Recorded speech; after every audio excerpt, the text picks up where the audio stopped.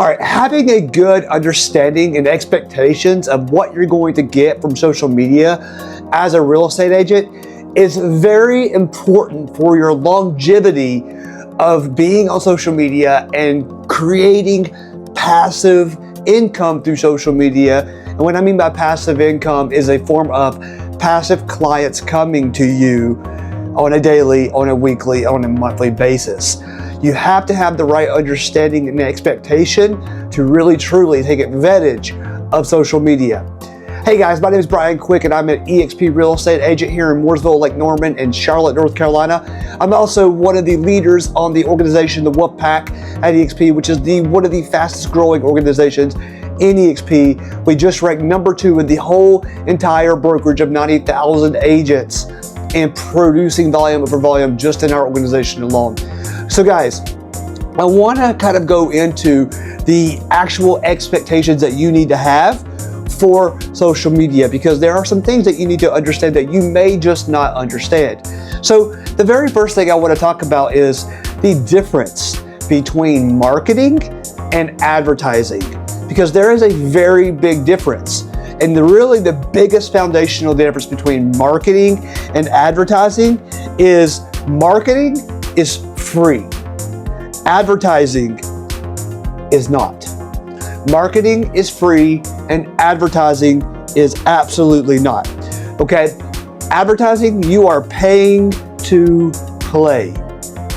With marketing, you're posting. You're doing exactly what I'm doing right now on here, right on YouTube. You are putting out quotes, you're putting out blogs, you're putting out podcasts, you're doing all the things that involve just free marketing, but you are not advertising, okay? So you need to understand the difference. Now, let's talk about marketing. Marketing is the very first step before advertising. You do not need to market before you advertise. The reason for this is because marketing is your foundation. Okay, your foundational setup is your marketing, not your advertising. If you are paying to play through an advertisement, but no one has anywhere to go and to look at what you've done, to see what you're doing currently, and to know who you are as a person, as a realtor, it's not going to drive results. You need to have marketing first, and this is your foundation, okay? And this is where you're also going to be able to dial in 2 things. One, your target audience, who you actually want to market to. And then secondly, what is your message? What is it that you speak that is different from other real estate agents that sets you apart to be the best in your industry, okay?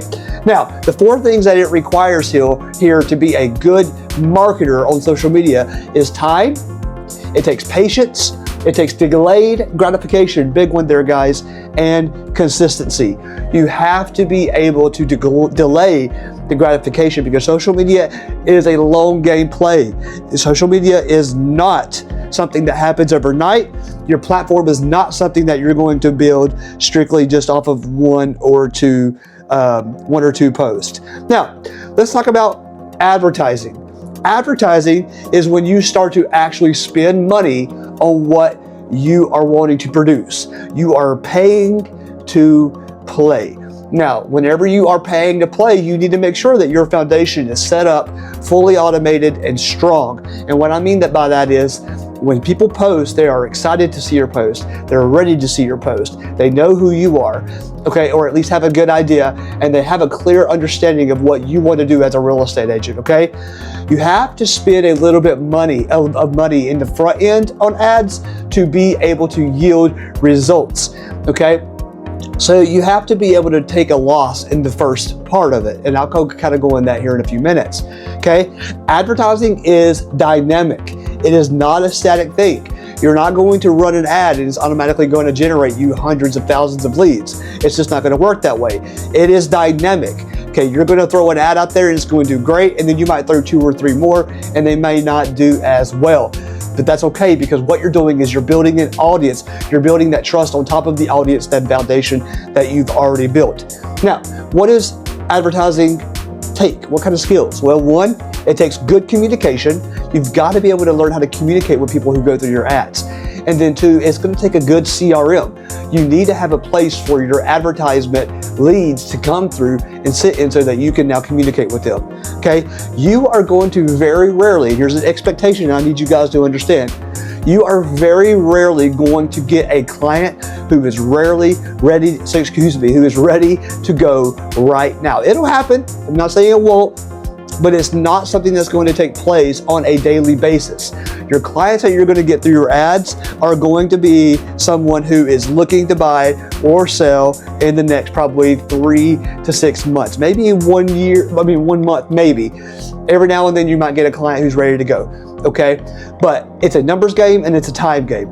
So let's talk about the 3-step process of running an ad, okay, and what you're to expect here. Number 1, so we have what's called an LTV, which is the lifetime value, plus ROAS, which means return on ad spend, okay? These 2 things are the key. So let's look at like what's really realistic here for your spending. Your whole first month, you need to expect to take a loss. You need to expect to lose a little money on your first ad. Why is this? Well, because you're in a learning game.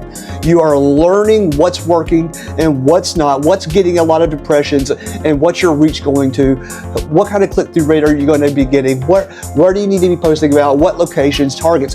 This is where you're learning your data. You're just getting data to learn and learn and learn to produce better ads for the future. Month 2, now we're starting to optimize because you are starting to learn what's working and what's not working, and you're going to throw away what doesn't work and you're going to move forward with what does work. And then number 3, month 3, this is when you're going to start to scale, and this is when you're really going to start seeing your return on investment, because now you're targeting what's working, you're optimizing what is working, and you got rid of what's not working, and you're going to start seeing that scale. So you're going to be like, oh, okay, I know that this ad to this location, to these type of clients is working really well. Now I'm going to put a lot of money in that so that I can scale it and make it massive, right? So that's the idea here with that, is you need to understand that you're going to take a loss for the first month. You're going to then figure out what works and doesn't work, and you're going to optimize that. And once you start optimizing it, scale it to make it work. Guys, I hope that you have enjoyed this 7.5-minute video. Hope it's brought you at least some insightful educational tips here for you to start running Facebook ads.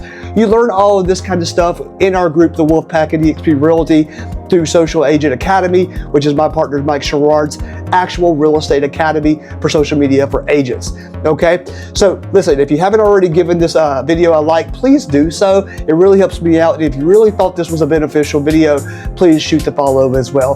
Hey, do not hesitate to reach out to me if you have any questions. Leave a comment, reach out to me in any way, shape, or form that you want to. I'm here for you guys. I hope you have a great rest of your week, a productive week. See you later.